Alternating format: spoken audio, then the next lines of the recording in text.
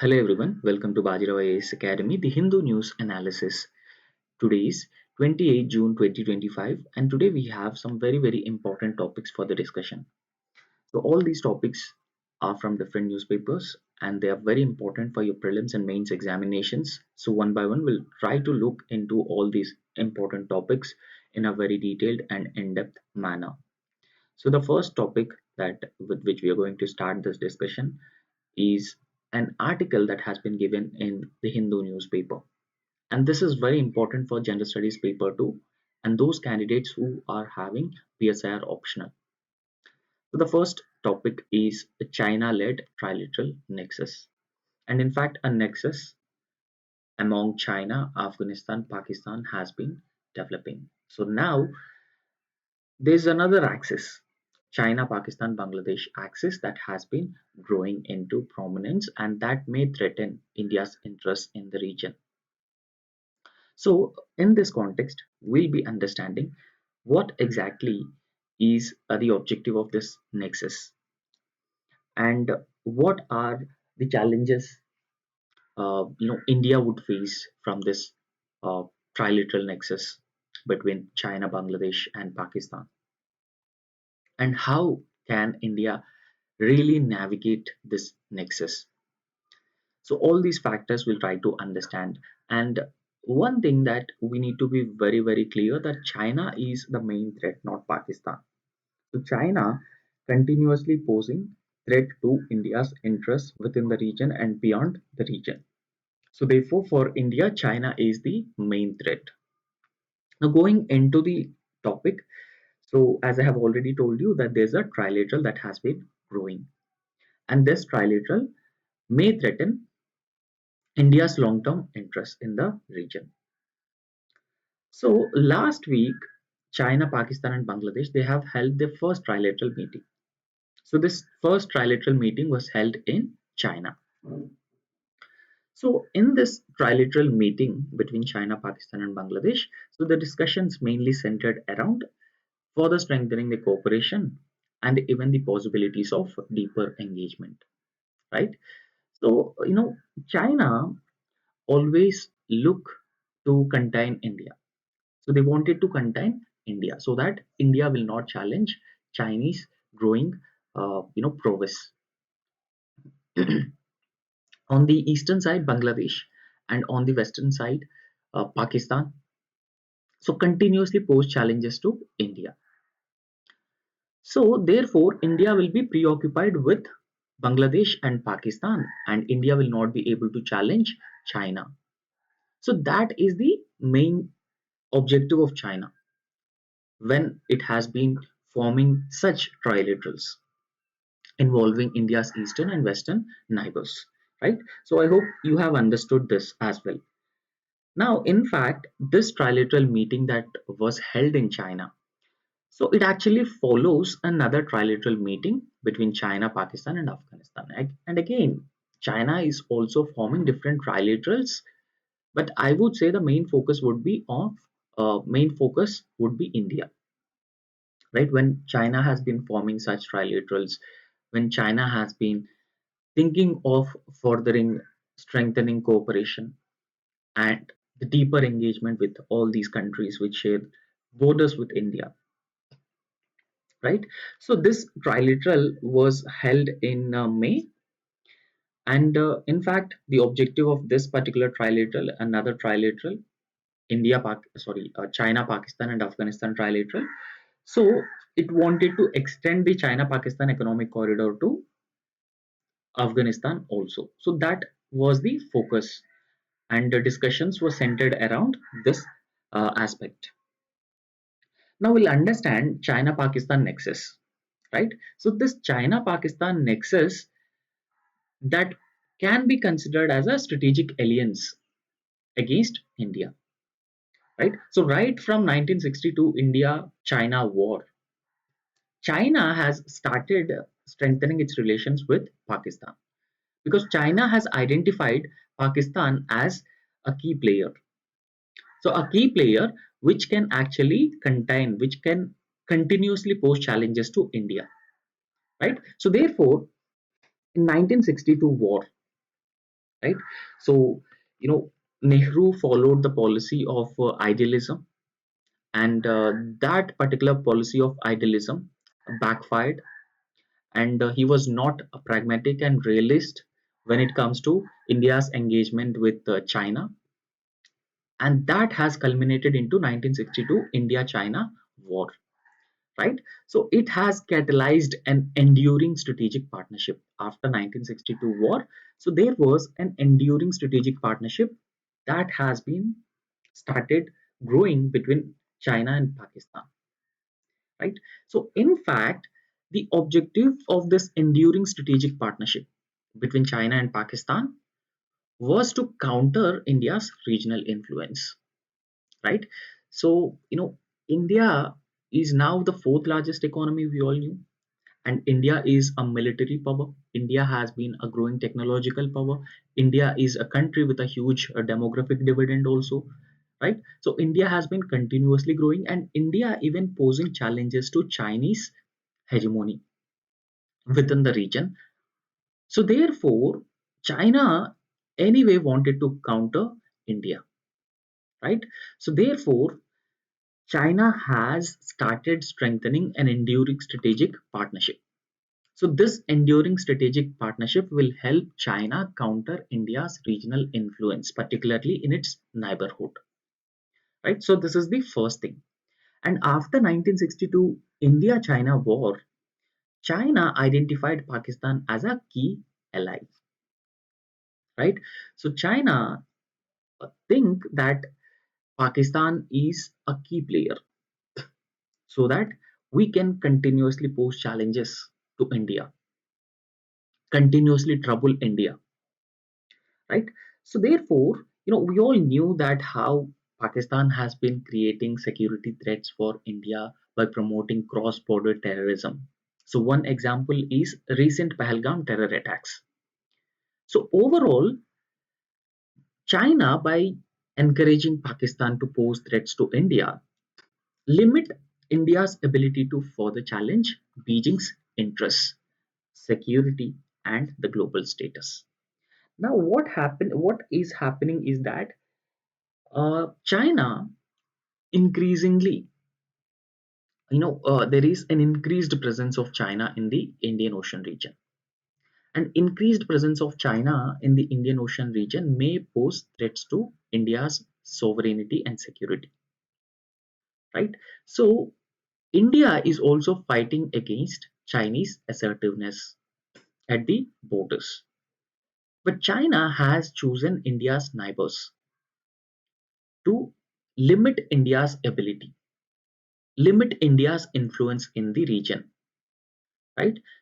And in fact, now, when this relationship between Pakistan and China has been started growing, so Pakistan has started heavily, dependent on China, right? So over the last few decades, Pakistan, I would say, completely dependent on China for several, reasons. For example, for military aid, for economic aid. I would not say aid, rather the loans that China has been giving to Pakistan, so that this relationship between these two countries can be maintained, right?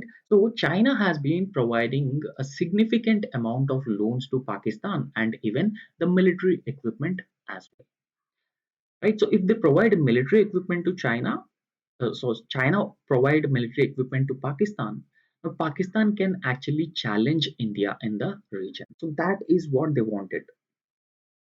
Now by the end of 2024, if you look at Pakistan's total debt to China, so that has exceeded around 29 billion US dollars, right?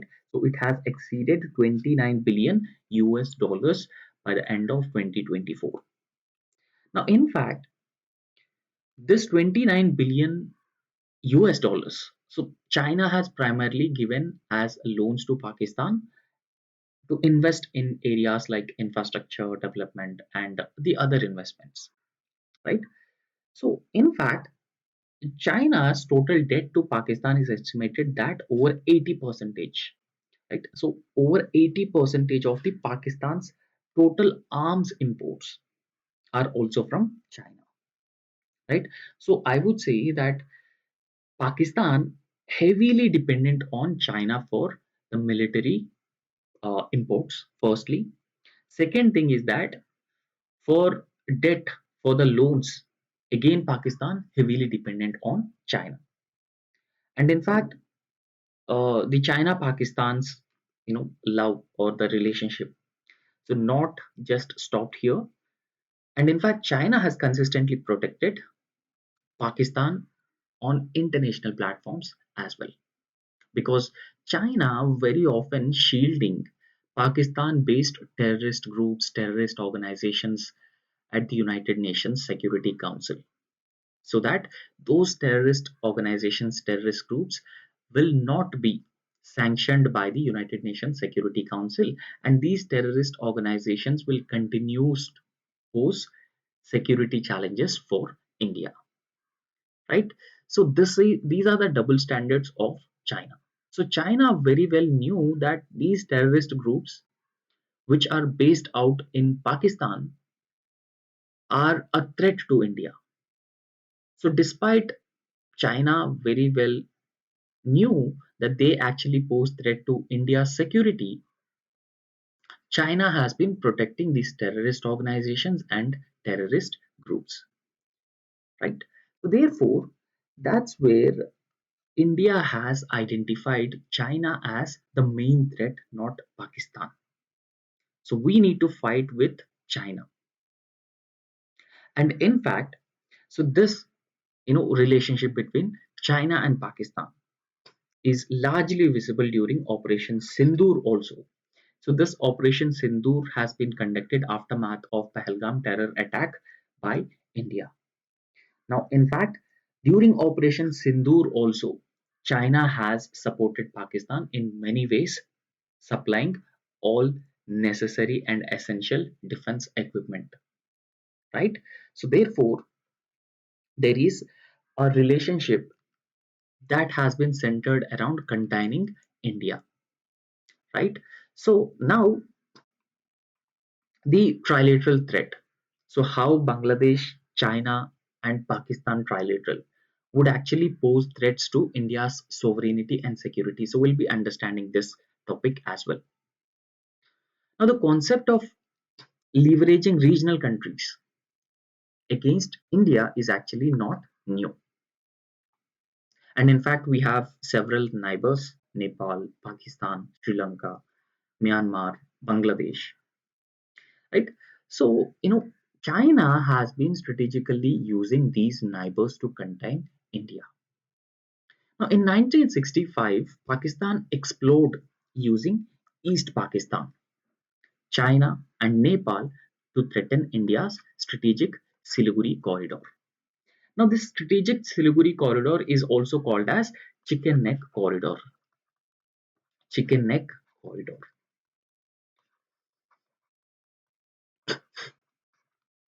right?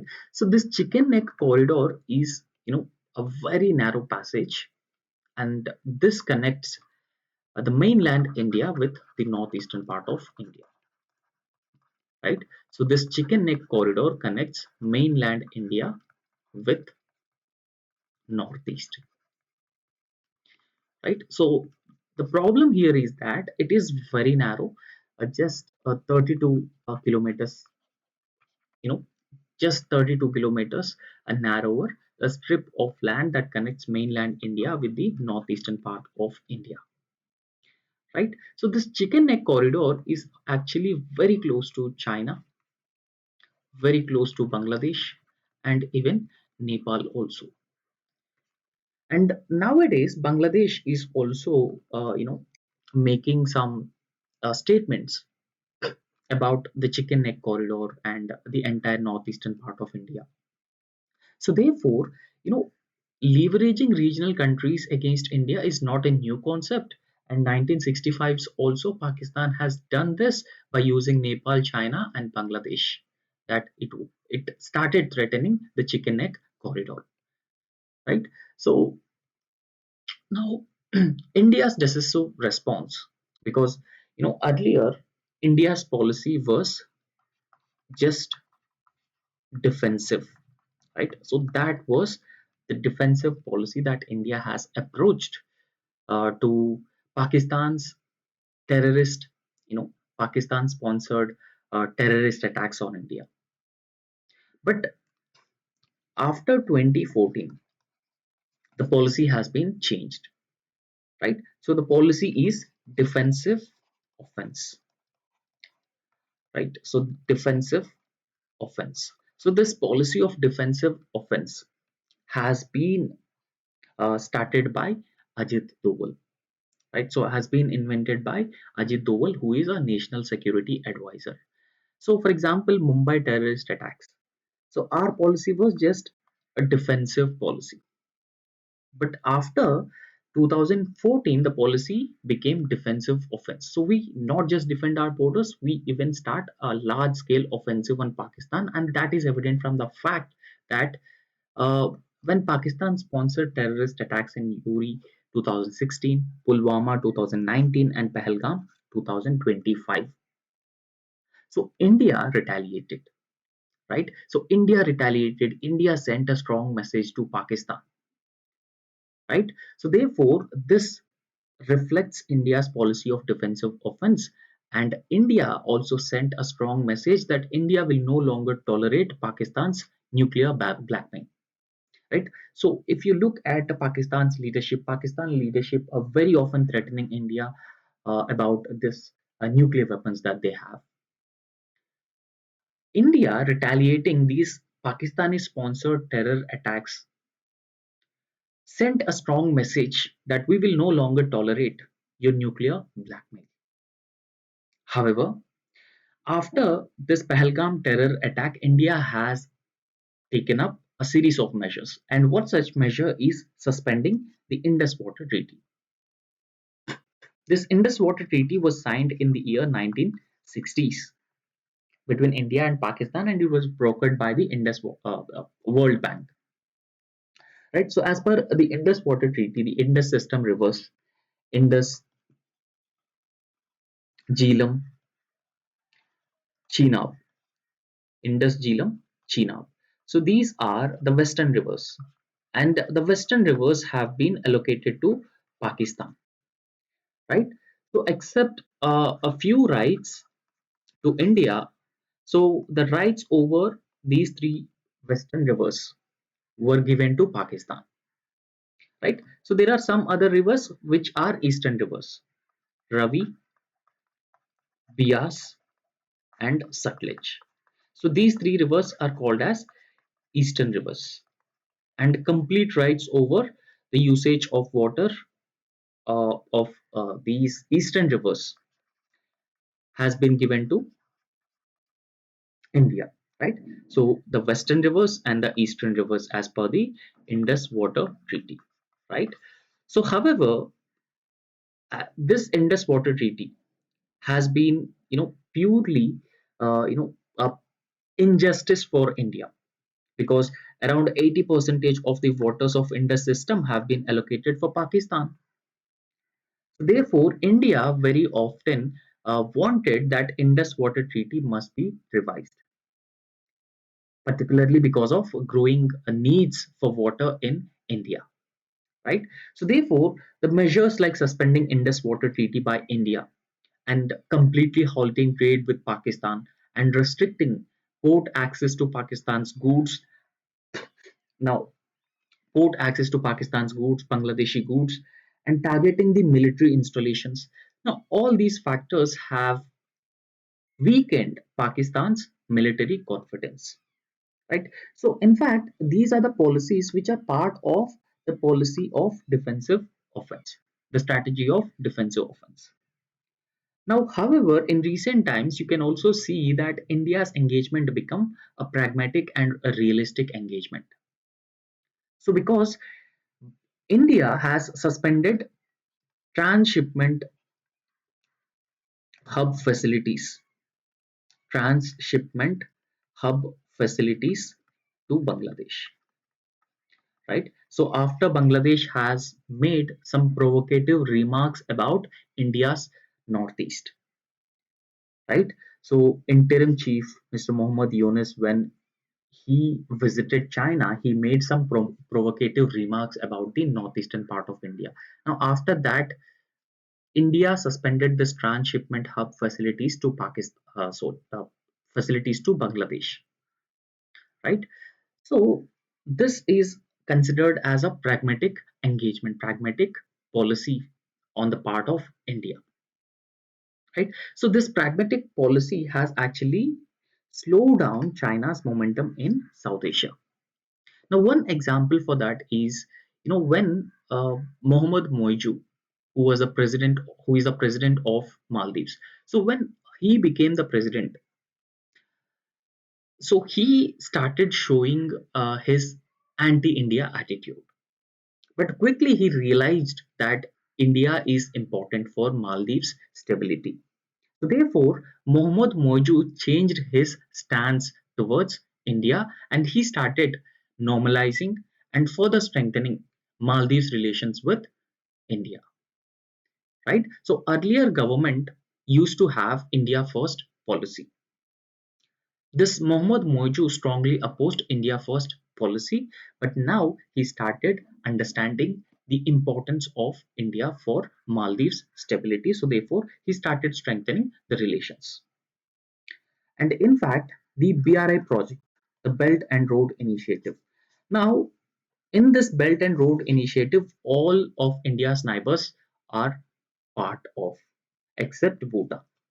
So, except Bhutan, all other countries have joined the Belt and Road Initiative. And also remember, India is not part of the Belt and Road Initiative. India is not joining the Belt and Road Initiative, and Bhutan is also not part of the Belt and Road Initiative. So, however, Nepal, the northern neighbor of India, is also part of the BRI.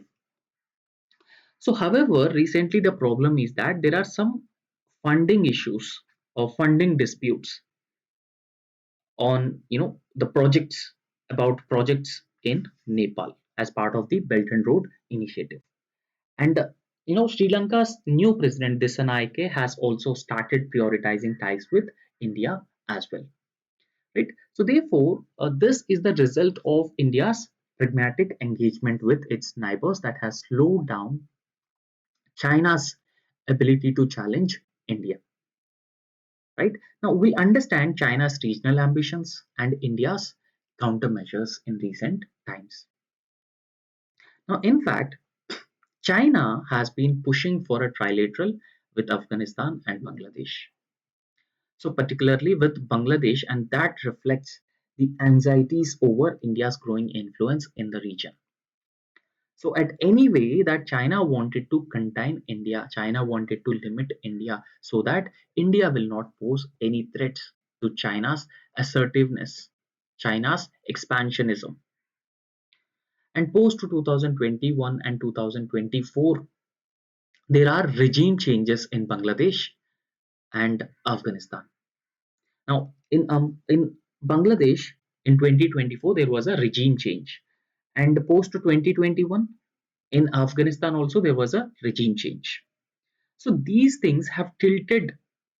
Uh, you know, After these things have happened, you know, so they actually tilted towards Pakistan and China. So therefore, there are rising concerns about new terror and security challenges for India. Now see Bangladesh. Bangladesh is heavily tilted towards Pakistan and China. Now, Bangladesh during Sheikh Hasina's regime used to maintain very good relations, strong relations with India. But after regime change, after the chief advisor, Mr. Mohammad Yunus came to power in Bangladesh, he started showing his pro-Pakistan, pro-China attitude. And in fact, the South Asian countries, most of the South Asian countries, they always face challenges balancing their relations with India and China, right? So they, it's actually like a tightrope walk for both for South Asian countries to balance both uh, China and India. And in fact, China leverages Pakistan to complicate the regional dynamics because Pakistan continues to pose challenges, continues to become a threat to India's security. However, these developments in the region, they actually demonstrate that China and not Pakistan is a biggest challenge for India. So India should understand one fact, that for India, China is the biggest threat, not Pakistan. And on its part, India will have to continue to express readiness and convey the point that any misadventures by either Bangladesh, China, or Pakistan, or any of its neighbors could have a severe economic, military, and political cost. And that is the essence of a pragmatic policy. That is the essence of pragmatic policy. So that Indian neighbors could understand Indian, sensitivities on this issue, right? So they will not fall prey to China and Pakistan's, offers, right? So therefore, it helps slow down, China's evil or ill intentions in South Asian region, particularly containing India, right? So I hope you have understood this topic, and the next topic is a recent court of arbitration's ruling on Jammu and Kashmir dams. Now remember, as I've already told you, that you know the Indus Water Treaty, right? So Indus Water Treaty, uh, three rivers which are considered as the Western rivers, right? So Western rivers, and three rivers which are Eastern rivers, which are Eastern rivers. So the Western rivers are allocated to Pakistan, and Eastern rivers are allocated to India. So they are actually part of the Indus Water Treaty. So Indus Water Treaty, it has been brokered by the World Bank, right? So it has been brokered by the World Bank, and World Bank has allocated three Western rivers to Pakistan. So what are the three Western rivers that have been allocated to Pakistan? Indus, Jhelum, and Chenab, right? So again, three Eastern rivers: Ravi, Bias, and Sutlej, right? So these are three Eastern rivers and Western rivers, and these Eastern rivers have been allocated to India, and Western rivers have been allocated to Pakistan. Now, India says that the Indus Water Treaty and allocation of water to Pakistan is somewhat arbitrary. So it is arbitrary because around 80% of the waters of Indus water system have been allocated to Pakistan, and India starved of water. So therefore, India claims that the Indus Water Treaty is arbitrary against India. So therefore, India wanted that the Indus Water Treaty has to be revised so that there will be a fair allocation of water to both countries. So this is actually India's stand. But after the Pahalgam terror attack that took place, so after the Pahalgam terror attack, India suspended the Indus Water Treaty, right? So that means India will not follow the Indus Water Treaty brokered by the World Bank, right? So, so recently, you know, Pakistan has challenged India building dams on, the rivers which are allocated for Pakistan, right? So India has taken this case to the court of arbitration, right? So in this context, we'll be understanding what the court of arbitration has said and what is India's stand on this. Now, India actually rejected the supplemental award by the court of arbitration. So this supplementary award on Kishan Ganga and Rattle hydroelectric projects, right? So Pakistan has taken up the case of India building dams on Kishanganga and Ratil hydroelectric projects. So India is actually having the powers to actually build the hydroelectric projects on the western rivers. India can actually build hydroelectric projects on the western rivers, but Pakistan has taken this matter to the Court of Arbitration. However, India has rejected the supplemental award given by the Court of Arbitration, saying that it never recognized the Court of Arbitration, which is a serious breach of Indus Water Treaty. Right. So since India has said, that it never recognized the Court of Arbitration, so India, it may be considered as a serious breach of the Indus Water Treaty, because if, as per the Indus Water Treaty, if any of these countries have any objections, so they can go for the Court of Arbitration. But now India says that it never recognized the Court of Arbitration, so therefore that may amounts to the serious breach of the Indus Water Treaty. And in fact, the Indus Water Treaty has also been suspended by India after the Pahalgam terror attack. Right now, we'll understand what are the recent disputes. Right, so a recent dispute with respect to Kishanganga and Ratil hydroelectric projects. Now, both Kishanganga and Ratil hydroelectric projects, they are located in the Union Territory of Jammu and Kashmir.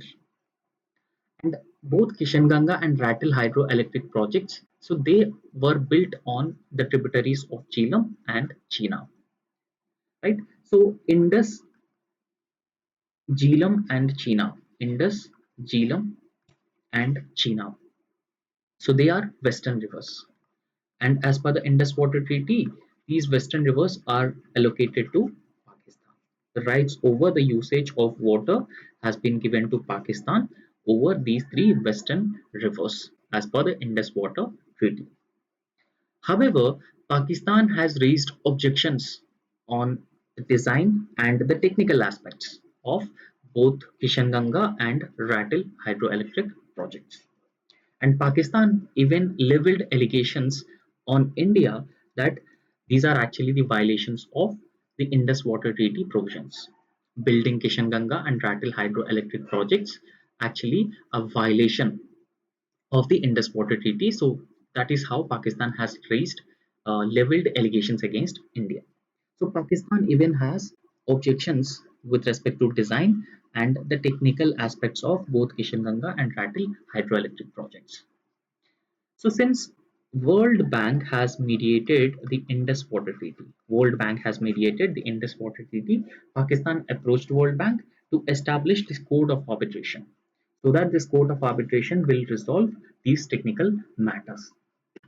However, on the other hand, India says that it never recognized the Court of Arbitration, so therefore it amounts to a breach of the Indus Water Treaty, a serious breach of Indus Water Treaty. Now, what is India's position? So we'll be understanding India's position. Now, if we talk about India's positions or India's stance regarding the Court of Arbitration, that it was a unilateral action by Pakistan to approach the World Bank. Right, so Pakistan has not consulted with India before approaching the Court of Arbitration, so therefore India says that it is a unilateral action by Pakistan to approach the World Bank. And in fact, India has never recognized the legitimacy of the Court of Arbitration, calling it the illegal body. Right, so India called the Court of Arbitration as an illegal body, so therefore India never recognized this Court of Arbitration. And in fact, the Ministry of External Affairs even reminded that after this Pahalgam terror attack, India has exercised its right as a sovereign nation under the international law. And India even placed the Indus Water Treaty in abeyance, and India temporarily suspended the Indus Water Treaty because Pakistan has been continuously sponsoring the cross-border terrorism. It has been continuously inflicting injuries on India regularly. It has been posing security threats to India. So therefore, India has temporarily suspended the Indus Water Treaty and its implementation. Right? So in fact, India is a sovereign country. So therefore, India has a right to take such decisions under the international law, right? I hope you have understood this. Now we'll briefly understand about the Indus Water Treaty. Now this Indus Water Treaty, as I have already told you, that this was signed in the year 1960, and this was signed by both India and Pakistan, and it was brokered by the World Bank. And I've told you that three western rivers, Indus, Jhelum, and Chenab. So these three are the western rivers, and these western rivers have been allocated to Pakistan. And the eastern rivers, uh, Ravi, Bias, and Sutlej. So these three eastern rivers have been allocated to India as part of the Indus Water Treaty. And this very same Indus Water Treaty has also established the Code of Arbitration as well, right? So, these are the eastern rivers and these are the western rivers. And the Indus Water Treaty establishes a mechanism for the dispute resolution through the bilateral talks between India and Pakistan. And a permanent Indus Commission has also been established, or the neutral experts, with a court of arbitration as a last resort if any dispute over the sharing of water between India and Pakistan with respect to this Indus Water Treaty. To resolve any such disputes, the court of arbitration has been established, right? So, you know, with respect to the Indus Water Treaty, as I have already told you, that this was signed in 1960 and it was mediated by the World Bank. Okay, so the western rivers, Chenab, Jhelum, and Indus. Now, what are the India's rights over the western rivers? Right. So India actually have the limited rights over the western rivers. So because India can set up certain irrigation, run of the river power plants, very limited storage, and even domestic and non-consumptive uses. All are the rights of India over the western rivers, right? So, however, eastern rivers, so all exclusive rights over the eastern rivers actually lie with India, right? So, this is also very, very important with respect to the western rivers. What are the rights of India, right? So, you just have to remember this. And the next topic is Sustainable Development Report of 2025. So we'll be understanding about this Sustainable Development Report of 2025. And remember, we have already discussed about the Sustainable Development Report 2 days back. And again, so we'll be understanding in a more detailed way what is India's performance, India's progress in the Sustainable Development Report.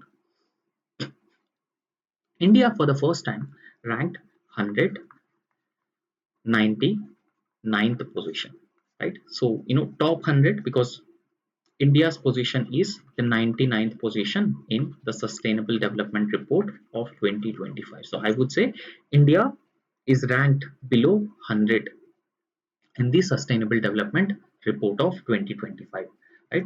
So in this report, India ranked 99th position, and this Sustainable Development Report is released by the United Nations Sustainable Development Solutions Network, right? So this particular body releases the Sustainable Development Report, and in fact, this is the 10th edition of the Sustainable Development Report, right? So these are some facts with respect to SDR report.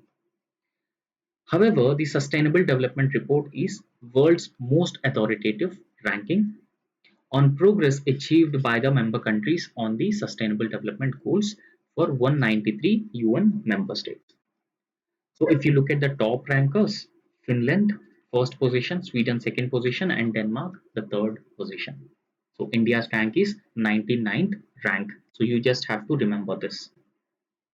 Now we'll be understanding economic and social development parameters. Now in fact, Sustainable Development Goal number 1 talks about the poverty alleviation. So, however, in terms of reducing poverty, India has made a significant strides. Now, yesterday also we have discussed about India's achievements in poverty reduction, and India has even improved the ranking from 110th in 2016 to just 99 in the year 2023. So total 167 countries have been ranked for this. So out of 167 countries, India ranked 99th in 2025. Still, there is a lot of scope for India to improve this ranking. However, the proxy data on poverty alleviation indicates that there is a substantial decline in poverty, nearly a 22% decline in poverty from you know of you know 22 percentage of poverty that was existing in the year 2012, and that has been reduced to just 12 percentage in the year 2023 as per the World Bank estimates. So remember that we don't have any official estimates of poverty in India. So therefore, we mostly rely on Niti Aayog's multidimensional poverty index and the World Bank data to estimate poverty. So therefore, as per the NSSO data, so poverty in India was 22 percentage in the year 2012, and that has been reduced to just 12 percentage by the year 2023. So zero hunger is the second sustainable development goal. So in terms of reducing hunger, malnutrition also, India has achieved sustained progress. So despite progress in poverty alleviation, so achieving zero hunger remains a challenge for India, right? So in fact, several international reports and indexes have been ranking India badly when it comes to managing hunger or reducing hunger. So therefore, India continues to face challenges in achieving the zero hunger, which is sustainable development goal number 2. However, the National Family Health Survey 5, so 2019-21. So this National Family Health Survey 5 reports that a stunting at 35.5 percentage, and there is a marginal improvement from 38%. So in 2015-16 National Family Health Survey 4, it has reported that stunting would be 38.4%, but National Family Health Survey 5 says that stunting reduced to 35.5%. So there's just a marginal improvement in reducing stunting. However, child wasting reduced from 21.0% to 19.3%, right? So, you know, stunting and wasting are two important indicators of malnutrition among children, right? So therefore, it also reveals that there's a wide disparity between different income groups. For example, people who are having better income, so they might have you know uh, you know in terms of nutrition, they can afford nutritious food for their children. Those people who are in the low income group, so they may not be able to provide nutritious food for their children. So therefore, it indicates there are wide disparities between the income groups, rural and urban areas. And even there are rising obesity concerns as well, and this is a cause for worry, because obesity in the working population, so 15 to 49 years of age group, that has almost doubled between 2006 and 2021, right?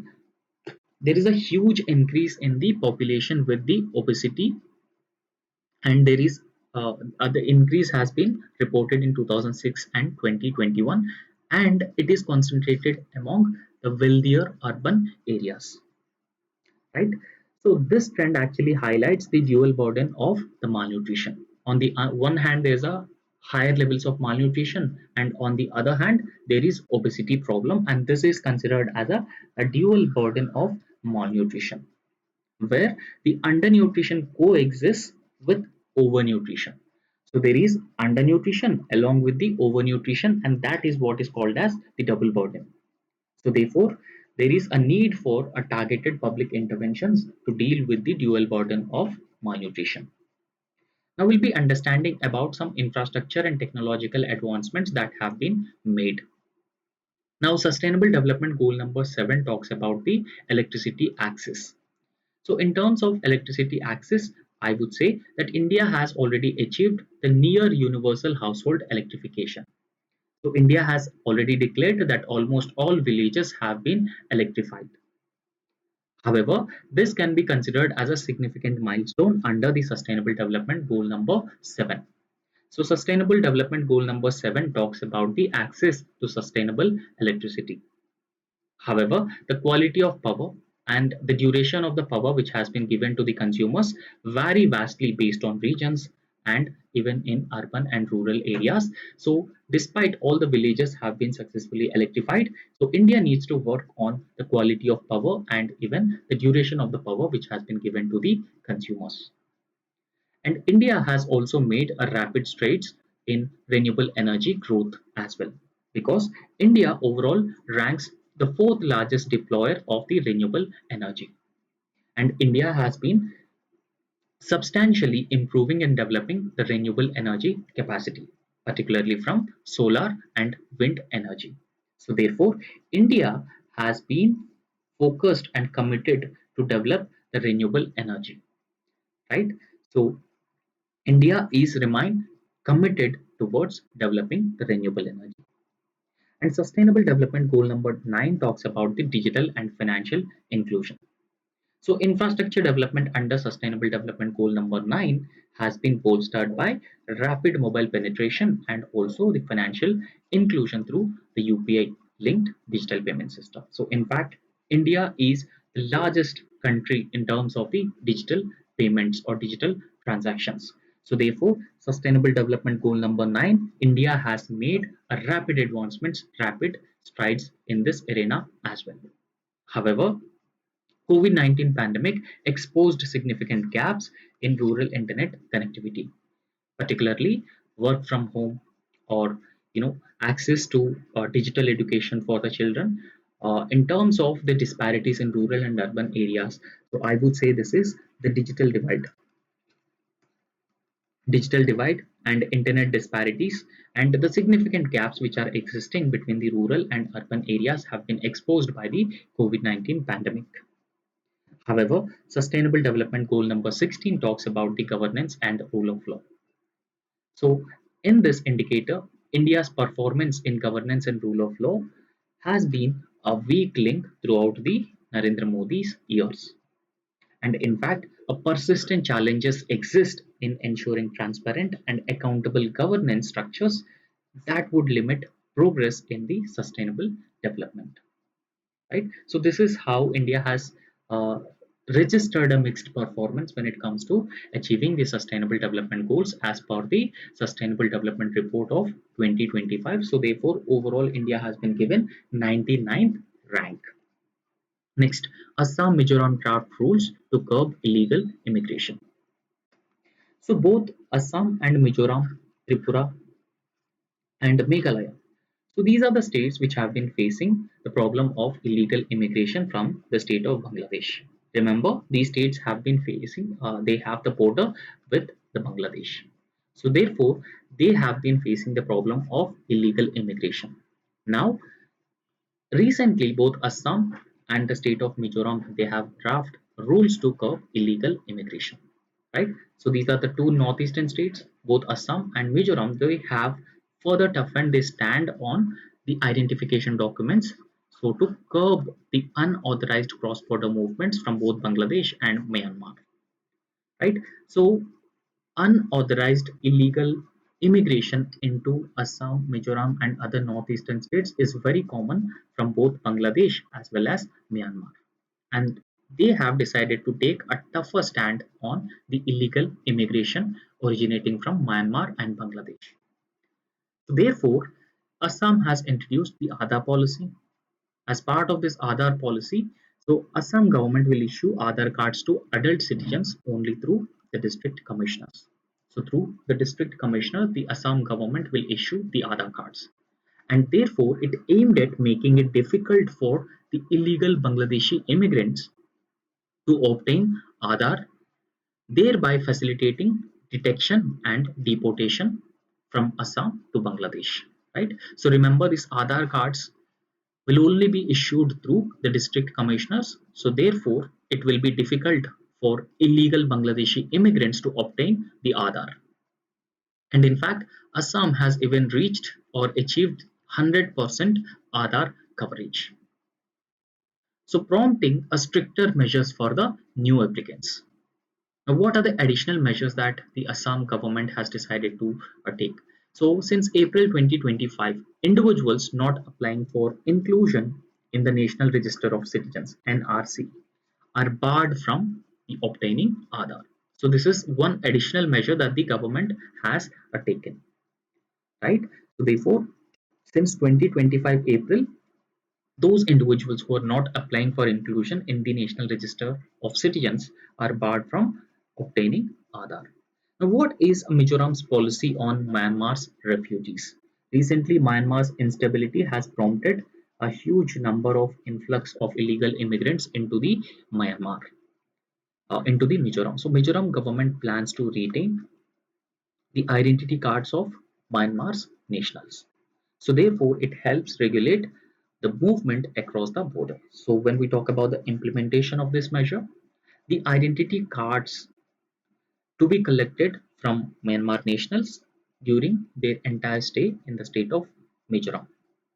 And in fact, there will be a strict action including the seizure of ID cards against those who are actually misusing the refugee status. So to ensure that they will not misuse their ID cards, to ensure that the illegal immigration will not take place, right? So in fact, biometric data collection of Myanmar nationals entering Mizoram initiated to enhance the monitoring, right? So biometric data will be collected, identity cards will be collected, and it will be kept with the authorities.